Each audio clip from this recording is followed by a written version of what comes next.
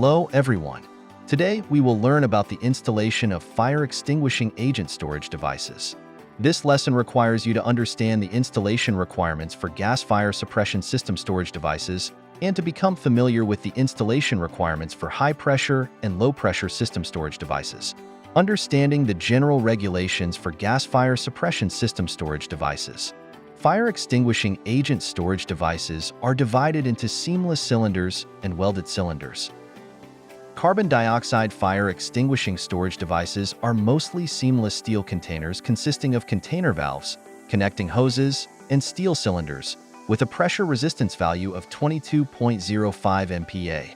The specifications of carbon dioxide high-pressure system storage devices are 32 liters, 40 liters, 45 liters, 50 liters, and 82.5 liters.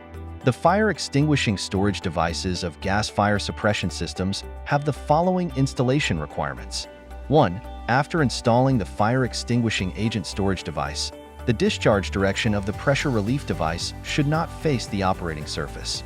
The safety valve of the low-pressure carbon dioxide fire suppression system should be connected to the outdoors through a dedicated pressure relief pipe.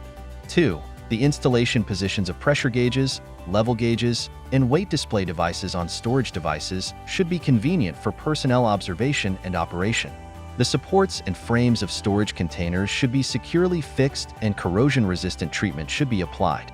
3. Storage containers should be painted with red paint, and the front should indicate the designated fire extinguishing agent name and storage container number. 4. Before installing the manifold, the internal cavity should be inspected to ensure cleanliness. The pressure relief device on the manifold should not discharge towards the operating surface. The manifold should be securely fastened to supports and frames. Supports and frames should be securely fixed and treated for corrosion resistance.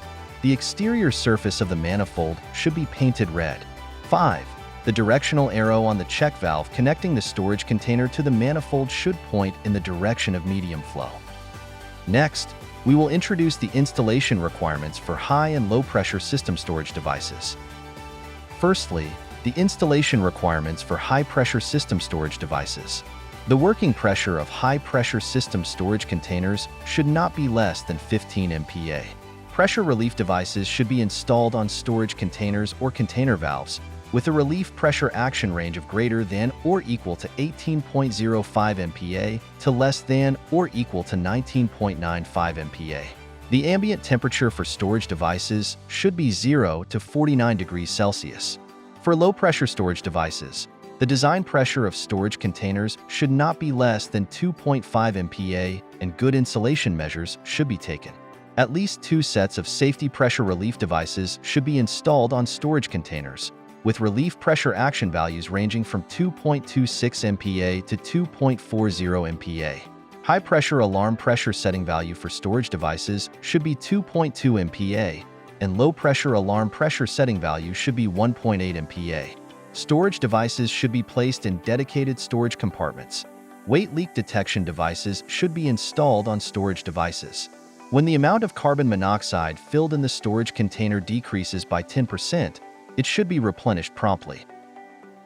Finally, we will introduce some general regulations for gas fire suppression system storage devices.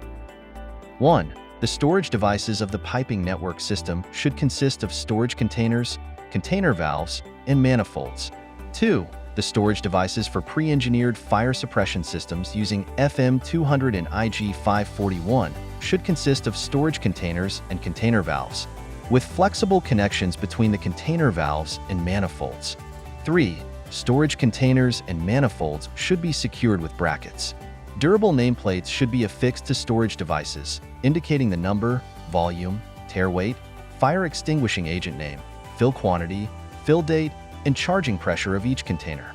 4. The distance between the operating surface and the wall, or between 2 operating surfaces, should not be less than 1 meter and should not be less than 1.5 times the outer diameter of the storage container. 5. The nominal working pressure of storage containers and other components of the storage device should not be less than the working pressure they can withstand under the highest ambient temperature. 6. Pressure or flow detectors should be installed on the main pipelines of fire suppression systems leading to each protected area. 7. Each protected area in the combined distribution system should have selector valves controlling the flow of fire extinguishing agents, with a nominal diameter equal to the nominal diameter of the main pipeline of the fire suppression system for that protected area.